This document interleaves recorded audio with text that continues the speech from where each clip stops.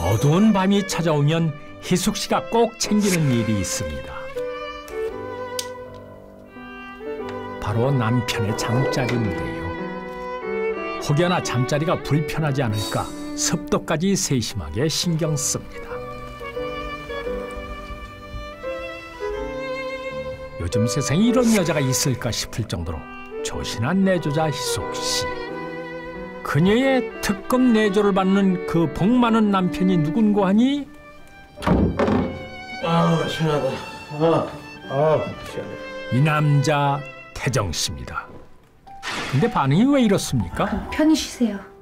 가만히 보니 이 부부 좀 이상하죠? 사실 희숙 씨는 남편에게 방해가 될까 이곳에서 따로 잠을 자는데. 여보.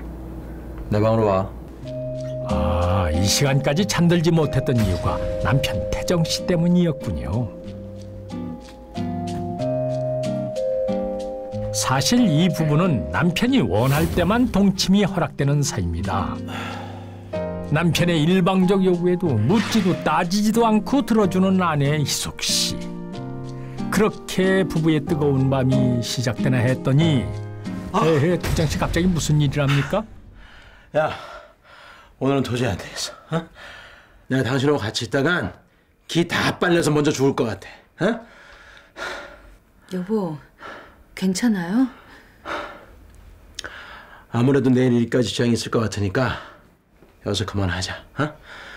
오늘은 그만 나가봐. 어? 알았어요. 아, 힘들어. 이건 또 무슨 소리입니까? 이해할 수 없는 이유로 잠자리를 거부하는 태정 씨. 남편을 하늘같이 떠받드는 아내. 이 부부의 기막힌 사연 속으로 들어가 봅니다. 퇴근 시간을 5분 남겨둔 한 사무실. 이 시간만 되면 여직원들의 손가락이 바빠지는데요. 야, 나 엄청 배고픈데 저녁이나 먹고 갈까? 좋지 좋지. 오늘 보쌈 어떠냐? 거기에 소주 한 잔? 말만 들어도 군침 돈다. 난 무조건 콜. 정시가 되자 칼같이 퇴근 시간을 알리는 남자. 자, 퇴근을 합시다. 팀장님. 왜? 저녁이라도 먹을까? 소름. 어쩜 이렇게 우리 밤을 깨뜨려 보세요? 네, 우리 직원들 마음을 잘 알지. 가만있어 봐. 그럼 뭘 먹으러 갈까? 아, 우리 영명미 씨 좋아하는 보쌈 먹으러 갈까? 자자, 빨리 가자고. 어? 네, 좋아요. 자, 오늘 보쌈 장사하러 가자고. 네. 자. 매너 좋고 다정다감하기로 소문난 태정 씨는 부하 직원들에게 인기 만점 상사인데요. 자, 잔 모아주세요. 자, 위하여. 그렇다 보니 회사 직원들의 친목 모임에도 늘 섭외 대상 1순위입니다.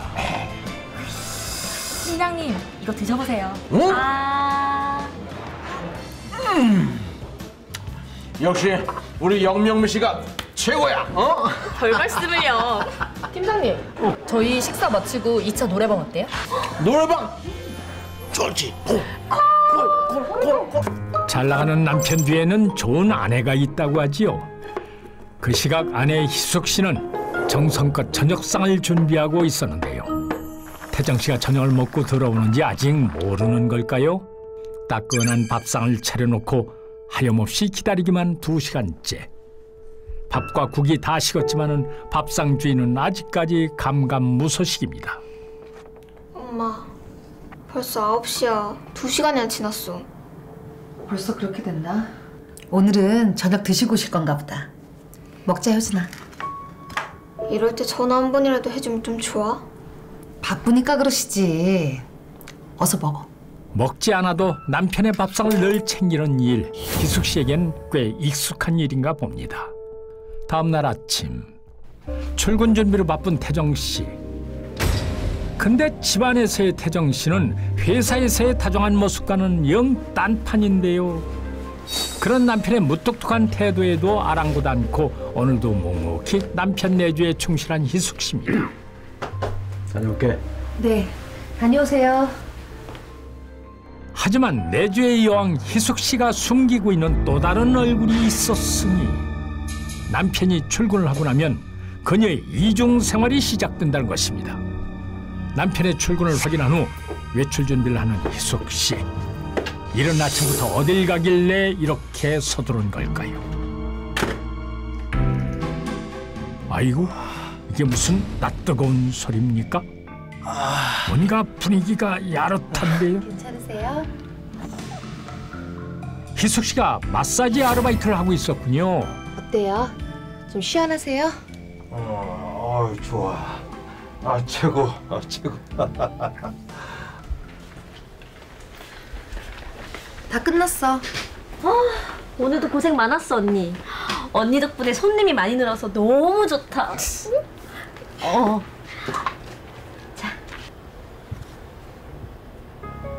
근데 돈이 좀 모자르다? 헌금이 부족해서 그래. 계좌번호 알려주면 이따가 입금해줄게. 왜 이래? 나 통장 거래 안 하는 거 몰라? 아유, 알았어. 그럼 다음에 올 때 줄게. 응? 조심히 가. 여기 앞에 개업한 헬스장인데요. 한번 오세요. 여기가 어딘데요? 여기 사거리 나오면 바로 앞이에요. 꼭 오세요. 마사지 아르바이트가 끝나고 이젠 전단지까지 돌리는 희숙 씨. 돈 잘 버는 남편을 둔 희숙 씨가 아르바이트를 전전하며 돈을 버는 이유가 도대체 뭔지 궁금합니다. 그게 올 시간이네. 번듯한 직장을 다니고 있던 남편을 둔 아내 는 요즘에 참 보기 드문 여자라고 할 수 있었습니다. 남편의 퇴근 시간에 맞춰 굳이 먹지 않아도 되는 저녁 식사를 준비하는가 하면 남편의 일에 지장이 있을까봐 잠자리까지 피할 정도로 오로지 한없이 남편에게만 맞춰주는 아내였습니다. 하지만 이러한 남편이 출근하고 나면 아내는 또 다른 모습을 보였습니다. 남편 몰래 아르바이트를 하거나 아르바이트를 하고 나면 일당을 현장에서 지급받는 등 이러한 아내의 아르바이트에는 놀라운 비밀이 있었습니다. 희숙 씨의 깊은 한숨에는 다 이유가 있습니다. 무려 1,700만 원이 넘는 카드 대금. 희숙 씨 대체 이 많은 돈을 어디에 쓴 것입니까? 그간 남편 몰래 아르바이트를 해야만 했던 이유가 이 카드비 때문이었군요. 오늘도 연체된 카드 대금을 갚기 위해 고군분투하고 있는 희숙 씨. 이때 울리는 전화 한 통. 잠시만요. 바로 딸 효진인데요. 효진아. 엄마, 언제 와? 나 병원 가야 될 것 같은데. 엄마, 이것만 얼른 끝내고 갈게. 1시간이면 될 것 같은데 조금만 참을 수 있겠어? 알겠어. 빨리 와야 돼. 불행은 예고도 없이 찾아왔습니다. 효진아! 믿기 힘든 소식입니다. 딸 효진이가 갑자기 사망한 것입니다. 어떡해!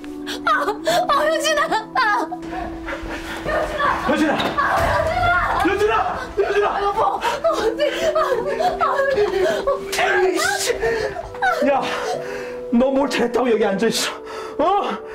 우리 효진이 너 때문에 죽었어!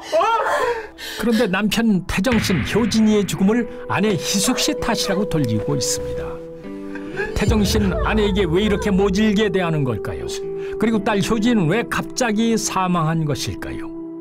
딸을 먼저 떠나보낸 뒤 식음을 전폐한 희숙 씨. 자식을 앞세운 부모의 심정, 그 비통함은 어떤 말로도 위로할 수 없겠지요. 이거 참 보는 사람이 안타깝습니다. 그런데 딸 효진이가 떠나고 한 달 후 희숙 씨에게 수상한 변화가 감지됐습니다. 제 남편 통장인데요. 혹시 거래 내역 좀 알 수 없을까요? 어쩌죠? 본인 이해는 알려드릴 수가 없습니다. 제가 와이프인데 안 되나요? 죄송합니다. 난데없이 남편의 재산 내역을 알아보기 시작하는데요. 희숙 씨는 대체 무슨 일을 하려는 걸까요?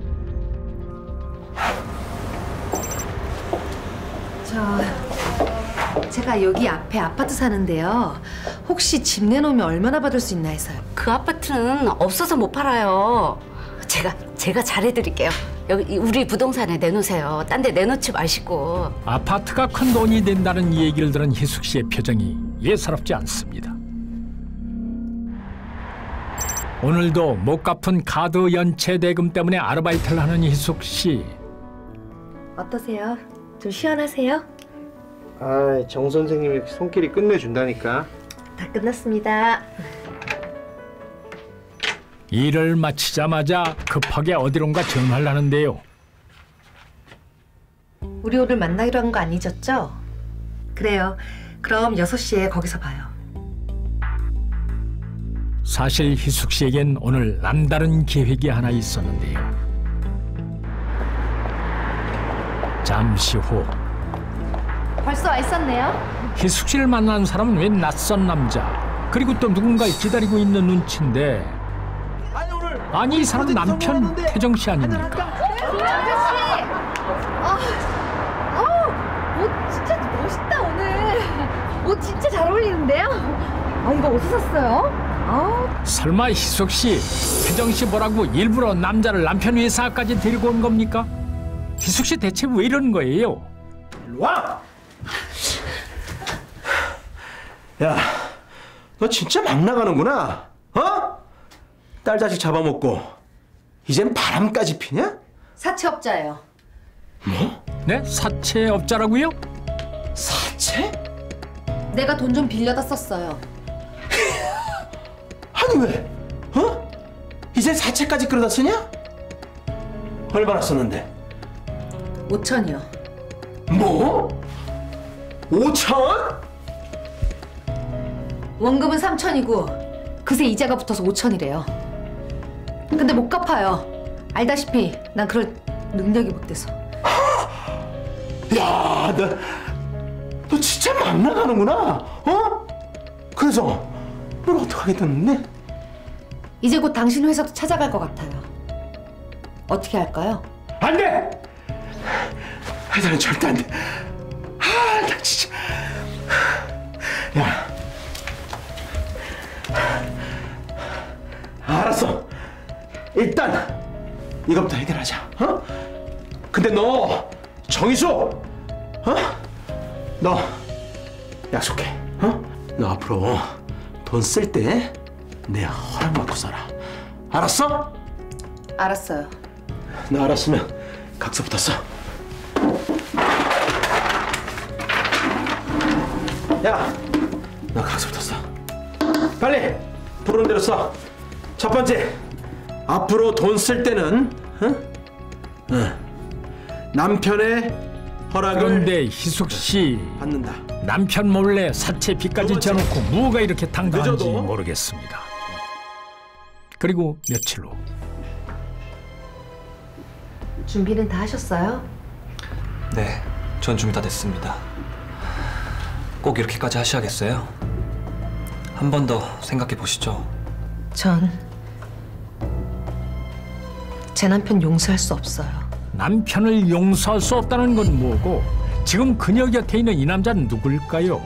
이제 순종적인 아내의 모습은 희숙 씨에게서 찾아볼 수 없습니다. 무엇이 그녀를 이렇게 변하게 만든 걸까요? 어디 있는 거야? 집을 다 깜깜하게 해놓고 말이야. 태정 씨 왜 이렇게 놀란 겁니까? 희숙 씨가 짐을 모두 챙겨 태정 씨 곁을 떠나버렸네요. 이 여자가 진짜 이거. 딸이 사망하고 난 뒤에 아내 는 밖으로 나돌며 집안 살림에 신경 쓰지 않는 모습을 보였습니다. 게다가 어마어마한 빚까지 지고 있었는데요. 이러한 사실이 발각되자 남편은 아내의 빚을 모두 갚아주었습니다.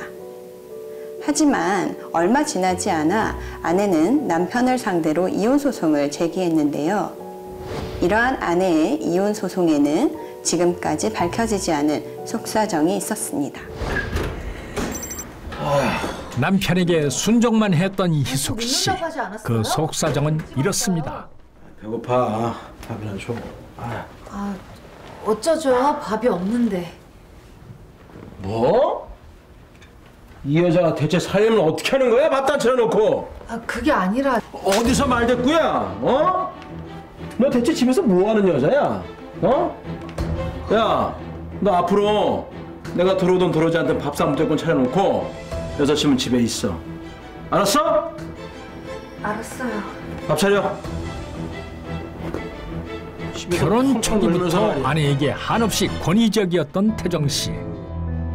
문제는 그뿐만이 아니었습니다. 자, 이번 달 생활비 좀 넉넉하게 나왔어. 50. 여보, 50만 원 가지고 너무 빠듯해요. 이번에 효진이 수업료도 내야 되고. 이 여자가 주면 알아서 해야지 말이야. 어?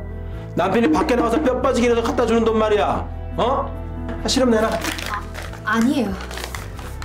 야, 다른 아내들은 말이야. 적은 돈으로 살림을 꾸릴 것을 요구하거나 생활비를 주지 않은 날도 허다했습니다. 나가봐. 남편은 아내에게 끊임없이 희생만을 강요했고 집안 살림엔 무관심했는데요. 생계를 꾸려가기 위해 희숙 씨는 직접 생활전선에 뛰어들었지만 그럼에도 턱없이 부족했던 생활비. 결국 생활비를 위해 빚까지 져야 했지만 이를 빌미로 남편의 경제권 통제는 더욱 심해져 갔습니다.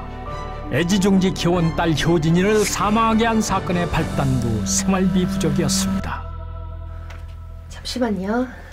난소암 투병 중이었던 딸 효진이의 전화였는데요. 효진아. 아, 나 병원 가야 될 것 같은데. 엄마, 이것만 얼른 끝내고 갈게. 1시간이면 될 것 같은데 조금만 참을 수 있겠어? 알겠어. 빨리 와야 돼. 아프다는 딸의 전화였지만 희숙 씨는 일 때문에 움직일 수 없는 상황이었습니다.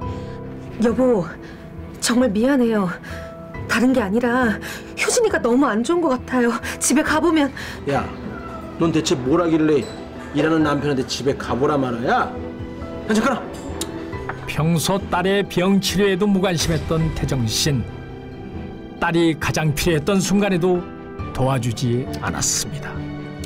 자자자, 우리 건배들 해야지. 어? 아이, 고생도 많아서 오늘 프로젝트 하느라고. 자, 이거 완샷이야. 머리 털기. 야, 건배. 네. 그 사이 효진이의 상태는 더 심각해졌지만 희숙 씨는 딸의 곁에 있어주지 못했습니다. 딸의 위급한 순간에도 가족은 안중에도 없었던 태정 씨. 결국 집안에서 홀로 고통을 참으며 쓰러져갔던 효진이. 희숙 씨가 발견했을 때는 이미 사망한 상태였습니다. 부부가 예상 못한 비극이었지만 딸의 고통 앞에 남편이 보인 태도는 용서할 수 없었습니다. TV 보는 거 안 보여? 비켜. 당신이 어떻게 그럴 수가 있어? 우리 효진이 당신이 죽였어! 이게 보자 하니까 말이야. 야, 집에서 살림 안 하고 싸돌아다니는 게 누군데? 그게 당신이 할 소리야? 내가 누구 때문에 그랬는데? 야, 네가 좀 안 맞았구나. 기어오르는 거 보니까. 일로 와, 좀 맞자. 태정 씨는 모든 불행을 희숙 씨 탓으로 돌렸습니다. 남편은 월급도 제대로 주지 않았고 경제권마저 통제당한 아내가 자녀의 교육비와 생활비를 마련하기 위해서 현금 서비스를 받는 등 신용불량자가 되었습니다. 이를 막기 위해 아내는 아르바이트를 전전하며 열심히 애를 썼지만 그에는 또 한계가 있었습니다. 뿐만 아니라 과로로 인해 쓰러진 아내의 보험금까지 자신이 가로채는 등 아내에게도 신경 쓰지 않는 모습을 보였습니다.